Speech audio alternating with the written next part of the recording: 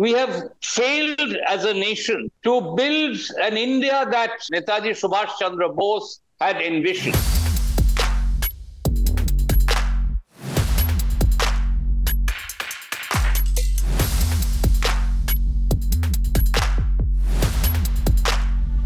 Hello, Mr. Bose. Welcome to our show, Badi Badi Baatein. There are certain leaders, there are hotheads. The difficult task that Narendra Modi ji has is to control on the hotheads in the party. People don't like polarization in Calcutta and surrounding areas. They believe in inclusive secular politics. Mamata Banerjee is a mass leader. She knows Bengal like a palm of her hand. Violence during elections. Who do you think is to blame? We have to drift away from that. But no, we encouraged violence.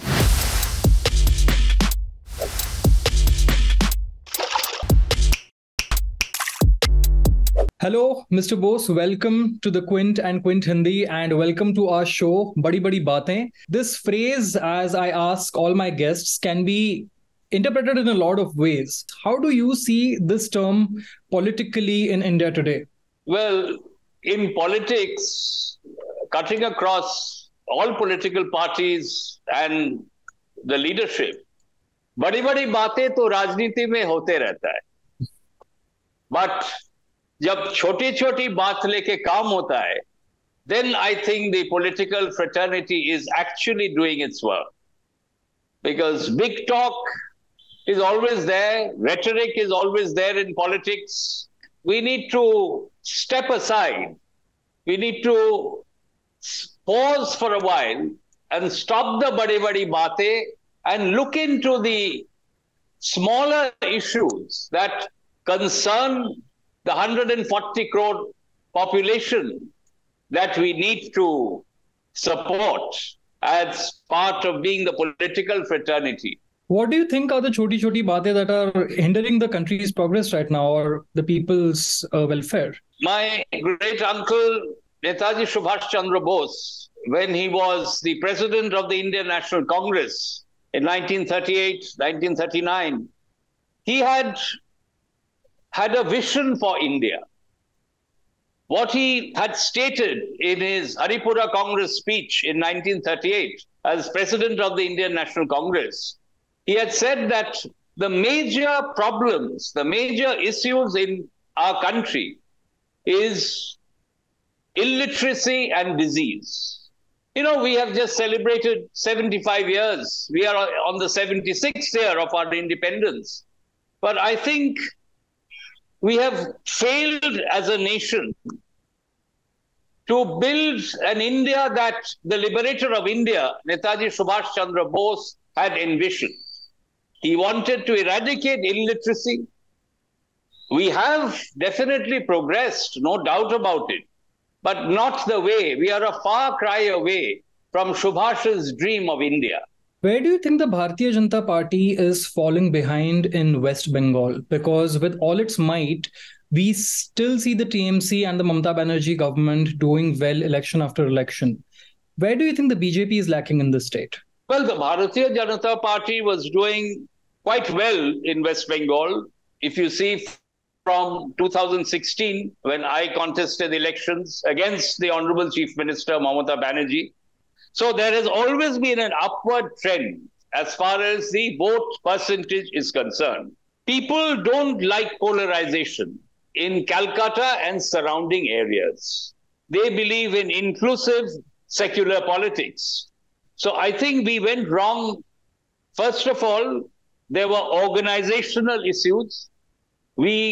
Unfortunately, there are many leaders in BJP Bengal, but we need booth-level workers. We need the cadre.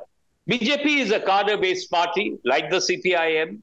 But then, unfortunately, the cadre, we have definitely built it up, but not as strong to combat the Trinamool Congress, which is in power. However, due to polarization, North Bengal and certain border districts, we were able to win 18 seats, as you are aware. but whether we would sustain. You see, Bengal electorate, Bengal politics is somewhat a little different compared to northern India and other parts of India. We believe in inclusive politics. Here, Subhash Chandra Bose's ideology needs to be implemented on the ground. Now, I think we failed partially, I won't say entirely, in order to convey to the voters that we are inclusive. And secondly, the organizational strength. And the other issue that I would like to say, you see, when Narendra Modi ji was coming to the state, he was the face of BJP. He's always the face of BJP across the country. But you need a Bengal face. You see, in Bengal, people would like to know who would be your chief ministerial candidate. Unfortunately, in Bengal, we couldn't project. There are many tall leaders in Bengal in the BJP, but unfortunately, the party did not project a CM candidate. Mamata Banerjee is a mass leader. She has come up from the grassroots. She knows her politics. She knows Bengal. You know, it's like a palm of her hand. So I think she is a very, strong opponent. So you need a strong face from BJP to really contest Mamata Banerjee as our CM candidate. You spoke about polarization in the state. Where do you think this polarization is coming from? Do you think there are certain leaders or maybe certain units within the West Bengal BJP that do cater to that kind of politics? Yeah, there are certain leaders. There are hotheads. I think BJP leadership, one of the difficult tasks, I think, that Narendra Modi ji, Amit Shah ji, Nadda ji has, is to keep a check and control on the hotheads in the party. They make a sweeping statement without realizing the impact. There were a lot of statements and comments made during the Lok Sabha elections and subsequently in 2021 during the assembly elections, which really went against the party. So I think you need to understand the heritage, history, and culture of Bengal. Bengal is unique. You cannot have the same policy that you practice in Uttar Pradesh, Madhya Pradesh, very big states, very important states, no doubt. But what will work politically in UP will fail in Bengal. And that's exactly what happened. I had given a suggestion. I had worked out an entire political strategy for Bengal. Certain of my proposals, certain parts of it were followed, but most of it were not really followed. Later on, I was told that aapne sahi bataya tha. But then you didn't follow it during the election. We probably, I feel, we would have gained another 30 seats if my suggestions would have been practiced. Would you like to tell us some of the suggestions that you had given which were not followed eventually? I had suggested that stalwarts in Bengal, like Swami Vivekananda, Netaji Subhash Chandra Bose, Bankim Chandra, we should have such stalwarts, their photos, their ideology, what they actually stood for in all the meetings that we had during the campaign. And the other issue is we should not directly criticize Mamata Banerjee and the Trinamool. You see, Bengal people, the Bengal electorate, they are fully aware what Trinamool stands for, what they have done or what they have not done. They have done. It's not that they haven't done anything. So if we make a sweeping statement that TMC is a complete failure, that's incorrect. So what we should have done, we never projected what we would do in Bengal. If given a chance, we come to power in Bengal, what are we going to do? And in fact, also using abusive language. Bengal is not used to abusive language. Now, you might say that there's a lot of violence during the election in Bengal.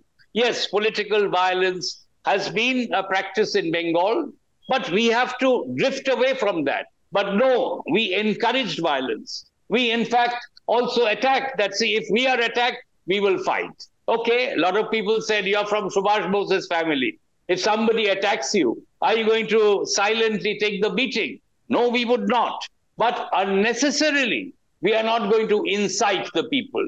Violence during elections. Who do you think is to blame? Because election after election, that is the thing and that is the concern which most of the people have. Who exactly is to blame here? Do you think there are elements across political parties who incite this violence? Absolutely. Absolutely. You see, political goons have no color. They can be hired by any political party. They change color like a chameleon. They campaign for me on a single day. The next day, they are with the other party. And they float around at a cost.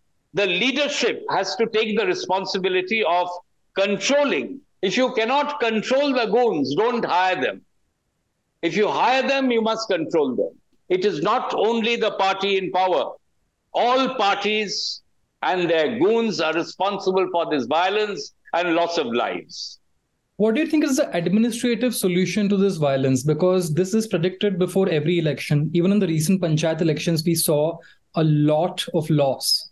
Do you think the state government falls short of controlling the law and order situation during the elections? Law and order is a state subject, but during the elections, it is the election commission who takes the responsibility, as you are aware.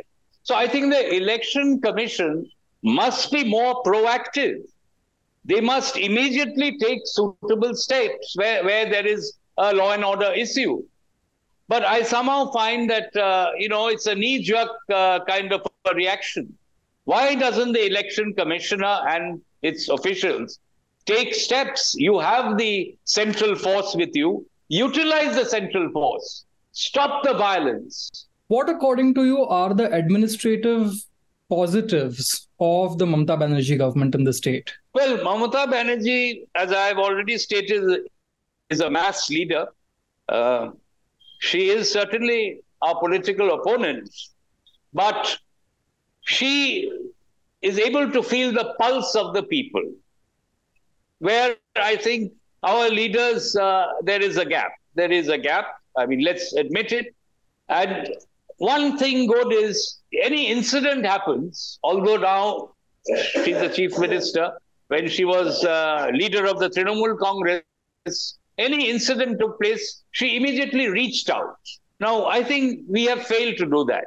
Far as we have been trying, yes, all our leaders have been reaching out to them, but I think we need to be more, focused and work in that direction. We have not been able to match Mamata Banerjee and Trinamool Congress reach, even when they were in opposition. As far as the administration is concerned, there are failures, there are certain loopholes which we find.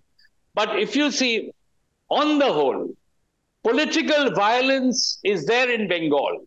But if you see the other kind of violence, which is lot more prevalent in other states. I wouldn't like to mention the states because that's not my way of politics. But if you know which states I'm talking about, law and order, general law and order,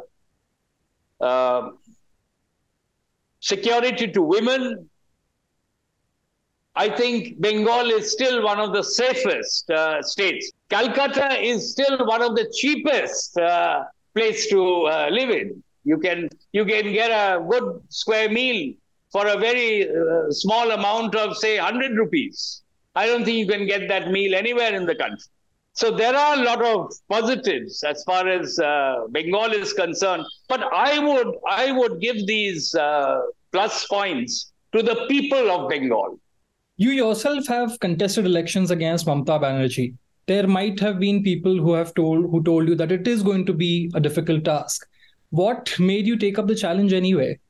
I believe in contesting a strong candidate, and I think you can't get a stronger candidate than Mamata Banerjee in Bengal. I was a little reluctant initially because I wanted to win the election.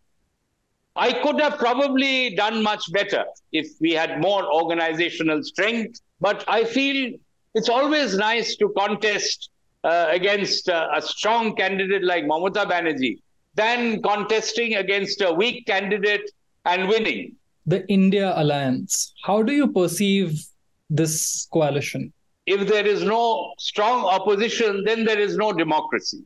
Bharatiya Janata Party, as you know, won the seats, 303 seats in the, Lok Sabha. Okay, it's good. People supported us. But unless there is strong opposition, if there is no opposition voice in parliament and outside, then we have failed as a democracy. Then we are gradually going towards an autocracy. So that is very clear. It's not that because BJP is there or anybody is there. So I feel the India alliance should be successful. There should be a strong opposition in parliament so that the government functions also correctly. But the tamasha that is happening in parliament, no discussion, bills are passed without any discussion, without proper discussion, I would say, and screaming and shouting, across the floor of the House. I think this is not what is expected. So we need a strong opposition. But the problem is there should be a common minimum program. The program should not be just to win the election and just to somebody to become the prime minister.